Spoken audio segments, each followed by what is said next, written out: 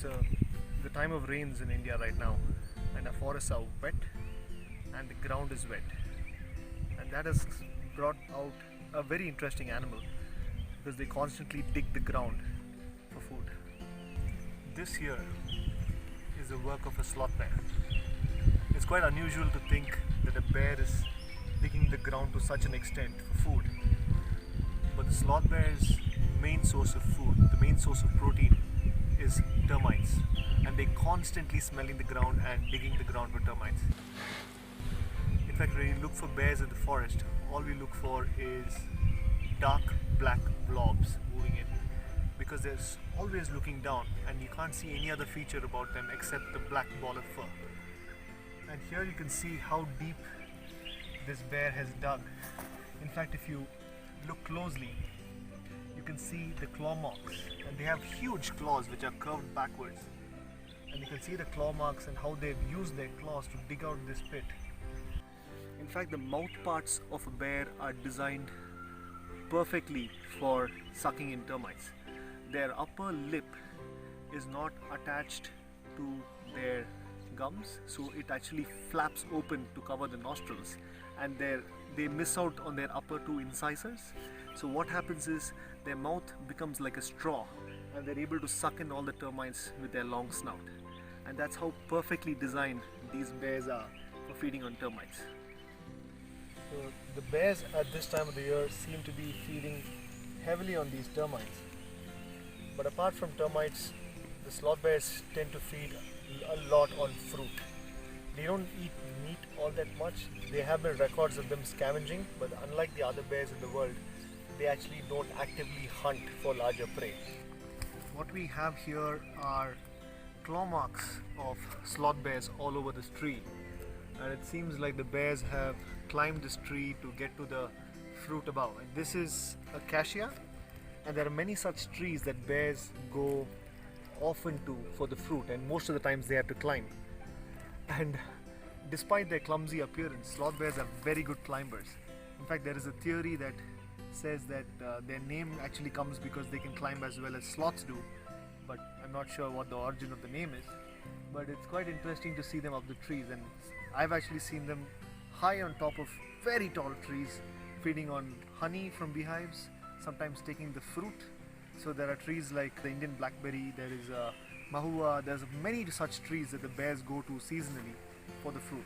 But despite all the fruit, throughout the year they consistently feed on termites.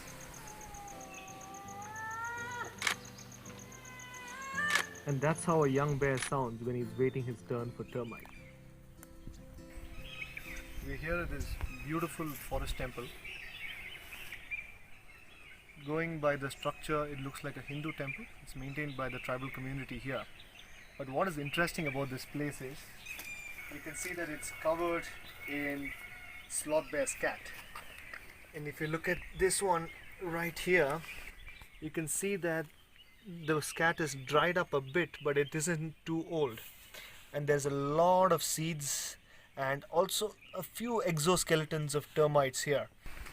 So the number of droppings of sloth bear here is quite fantastic, but since it's a temple, most of their movement here is going to be in the night, and it's not going to be possible to come here at night to see them.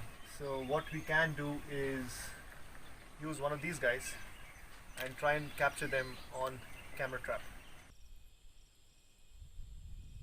Camera traps, or remote triggered cameras, have always been a very interesting source of information in monitoring wildlife movements. They provide insights into the behavior of animals that we cannot normally witness, and also often help in documenting some elusive species that are very hard to see directly.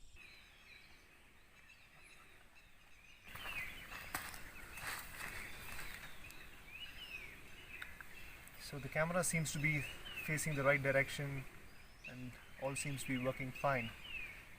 We're going to leave this in this spot for a couple of days, and hopefully when we come back for it, there'll be some bears in film. Let's see.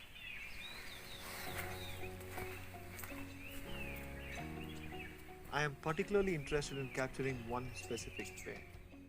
She is a mother and she has two tiny cubs which she carries around on her back. We have seen her recently in the vicinity of the temple, and I really hope we can get her on camera against this interesting backdrop.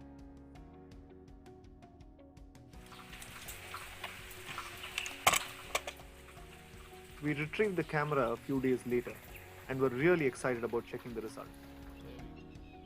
Facing the temple. Our national bird, the majestic peacock, was the first to show up. The local people were there in the evening to offer their prayers, and as soon as they left, the spotted deer took over. There were many shots of spotted deer, peacocks, birds, and people. And then, on the third night, a huge tusker appeared. He decided to walk past the camera trap and bent the pole on his way by mistake. And that was the end of the experiment. No more shots on this camera trap, and sadly, no bears. We did set up another camera and captured a young bear waltzing down the path.